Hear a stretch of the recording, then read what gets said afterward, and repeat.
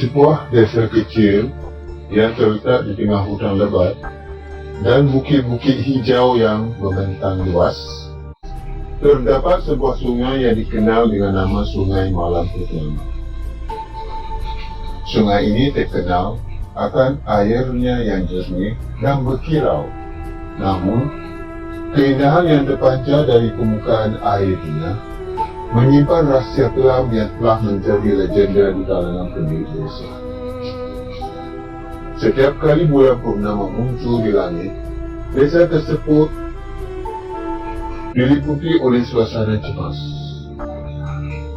kerana diyakini bahawa sungai ini akan memakan satu jiwa sebagai korban.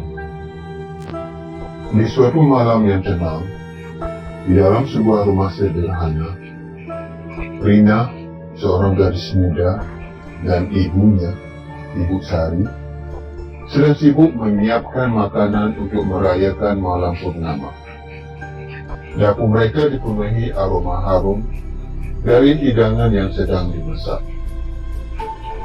"Ibu, mengapa kita harus menyiapkan makanan spesial malam ini?" tanya Rina dengan nada penuh rasa ingin tahu. "Iya nak, ini adalah tradisi yang telah diwariskan dari generasi ke generasi. Namun, ingatlah kita harus selalu berhati-hati saat malam purnama tiba," jawab Ibu Sari dengan suara lembut, tetapi mengandung sedikit ketegangan. Rina merasa ada sesuatu yang tidak beres, tetapi ia tidak ingin menambah keraguan. Keluarga mereka selalu menghormati tradisi, meskipun sering kali terasa menakutkan dan mengerikan. Ketika malam purnama tiba, seluruh penduduk desa berkumpul di tepi sungai. Mereka membawa hidangan khas dan lilin-lilin kecil untuk menghormati ruh yang menjaga sungai. Rina merasakan ketegangan yang meliputi setiap sudut. Rina ingatlah untuk tidak mendekati air, bisik sahabatnya, Dika, dengan wajahnya tampak pucat. "Tapi Dika, aku ingin melihat bulan yang terpadu di atas permukaan air," jawab Rina, berusaha mengabaikan rasa takut yang mengalir di hatinya. Mereka saling bercanda untuk mengusir rasa cemas, tetapi dalam hati mereka ketakutan apa yang mungkin terjadi di malam kelam itu terus mengintai. Ketika bulan purnama mulai bersinar dengan terang, suasana di sungai berubah drastis. Suara gemericik angin dan aliran air mengalir mulai menampakkan nuansa yang menyeramkan. "Apa kamu mendengar suara aneh itu?" tanya Dika, suara yang bergetar.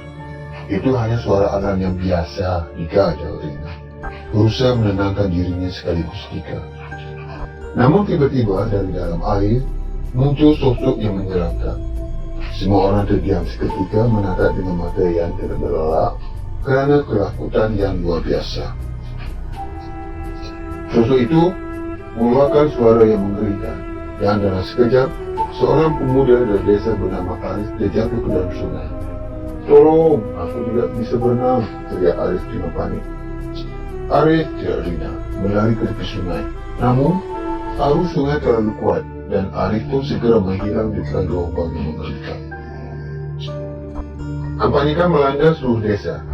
Mereka segera mengadakan ritual untuk menenangkan ruh sungai, berharap agar Arif bisa diselamatkan, walaupun harapan itu terasa semakin tipis.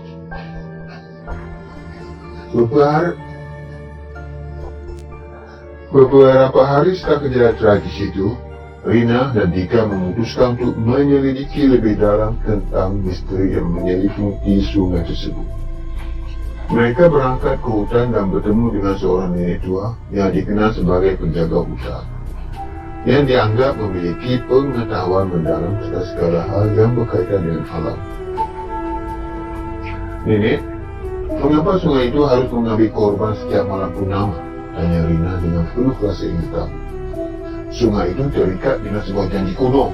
Setiap malam purnama, ia menuntut satu jiwa untuk menjaga keseimbangan antara dunia kita dan dunia roh," jawab nenek itu dengan suara serak, penuh kebijaksanaan. Mendengar penjelasan itu, Mendengar penjelasan itu, Rina dan Dika merasa tergerak untuk mencari solusi agar kutukan itu bisa dihentikan. Rina dan Dika melanjutkan pencarian mereka untuk menemukan lebih banyak informasi tentang sejarah sungai. Dalam penelusuran mereka menemukan bahwa nenek moyang mereka pernah melakukan ritual yang kuat untuk menenangkan sungai itu dan menghentikan permintaannya akan korban. Kita harus melakukan ritual itu lagi, seru Dika dengan semangat. Iya, tetapi tidak perlu mengumpulkan semua penduduk untuk berpartisipasi, jawab Rina dengan tekad. Mereka kembali ke desa dan mengumpulkan penduduk untuk menjelaskan rencana mereka.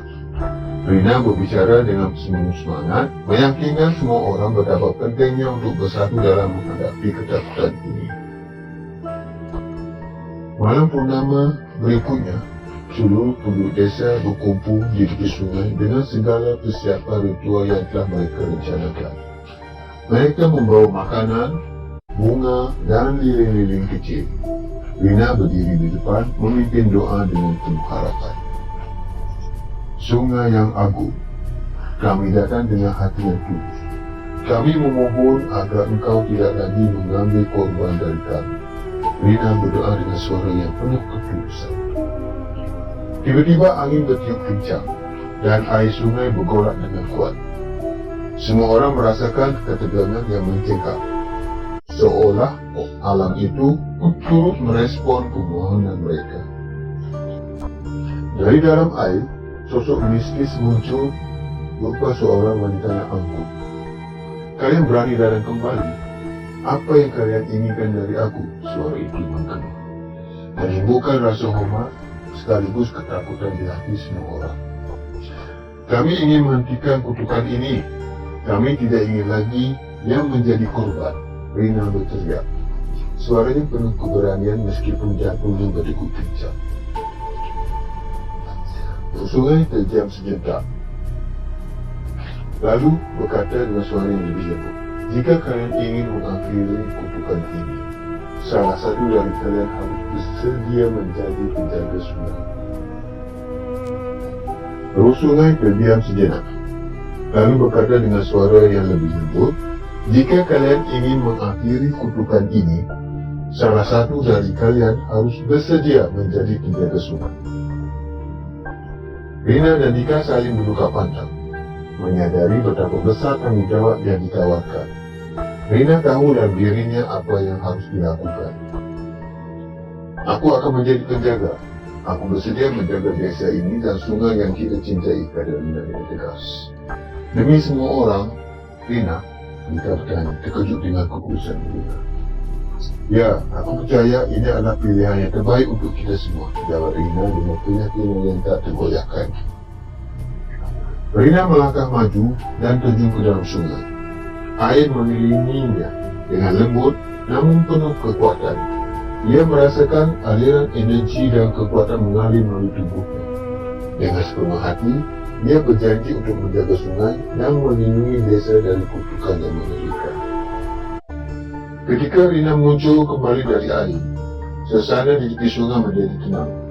Kutukan telah berakhir, suara roh terdengar lembut, menandakan bahwa pengorbanan Rina telah diterima.